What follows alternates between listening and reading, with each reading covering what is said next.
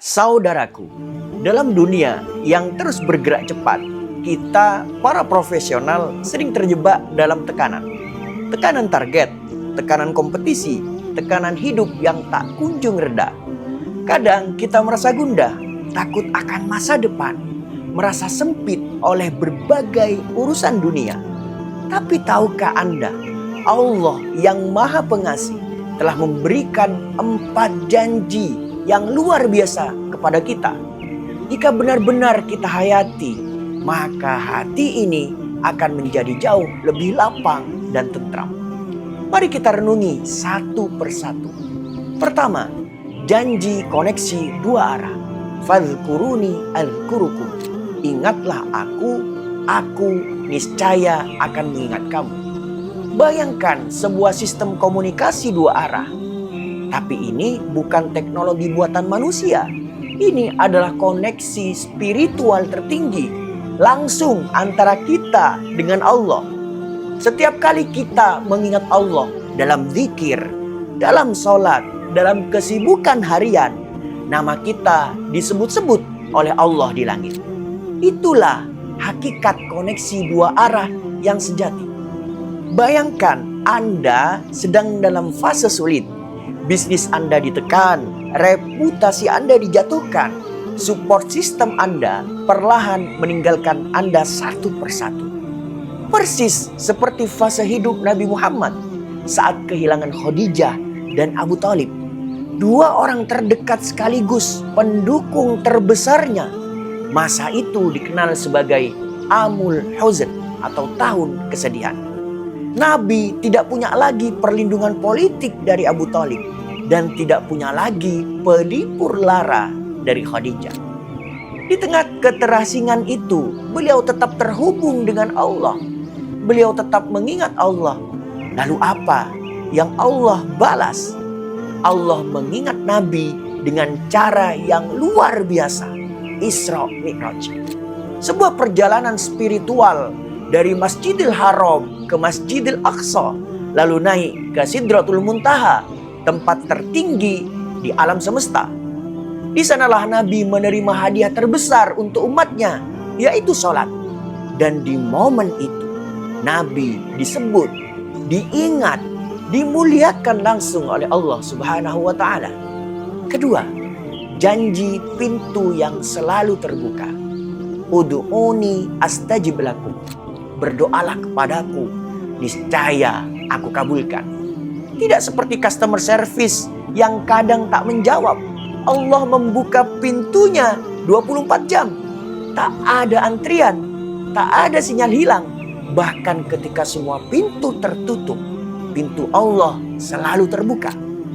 Umar bin Khattab radhiyallahu anhu, pemimpin besar dan ahli strategi perang, pernah mengatakan, "Aku tidak khawatir apakah doaku dikabulkan. Yang aku khawatirkan, apakah aku masih mau berdoa atau tidak."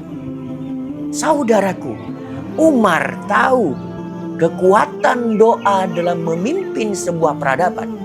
Dan itu juga berlaku bagi kita. Sebelum board meeting, sebelum deal besar, sebelum keputusan penting, jangan lupa angkat tangan kita lalu berdoa. Yang ketiga, janji perlindungan dan keamanan. Wa ma kana Allahu mu'adzibahum wa hum yastaghfirun.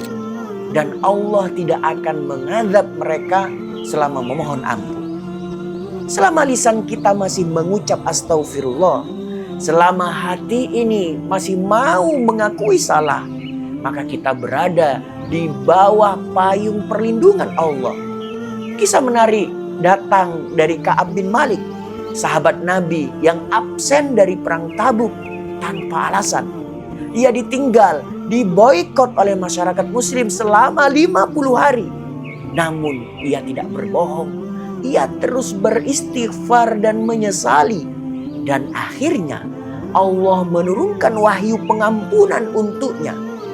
Bayangkan saudaraku, Ka'ab tak punya posisi menteri, bukan CEO. Tapi kejujuran dan istighfarnya membuat langit turun membawa kabar gembira.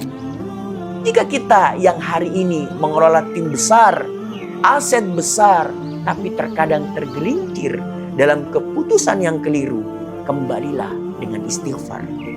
Itulah insurans spiritual paling kuat. Keempat, janji pertumbuhan dan kelimpahan. La in syakartum la azidannakum. Jika kalian bersyukur, pasti aku tambah. Ini bukan teori ekonomi, ini janji langit. Rumus pertumbuhan yang paling soheh. Syukur bukan sekedar ucapan alhamdulillah di bibir, tapi rasa cukup dan bahagia dengan apa yang Allah beri. Lalu kita kelola nikmat itu dengan amanah. Abdurrahman bin Auf, sahabat Nabi yang super kaya, selalu bersyukur dengan harta yang beliau miliki. Tapi yang luar biasa, beliau juga selalu berbagi. Saat kaum muslim hijrah ke Madinah dan butuh biaya, beliaulah yang maju paling depan membantu. Dan setiap kali beliau bersyukur dan berbagi, hartanya makin bertambah. Ini bukti bahwa syukur bukan mengurangi, tapi justru mempercepat pertumbuhan. Saudaraku, di tengah hidup yang cepat dan keras, mari kita jaga jiwa kita dengan 4 amalan ringan namun berdampak besar.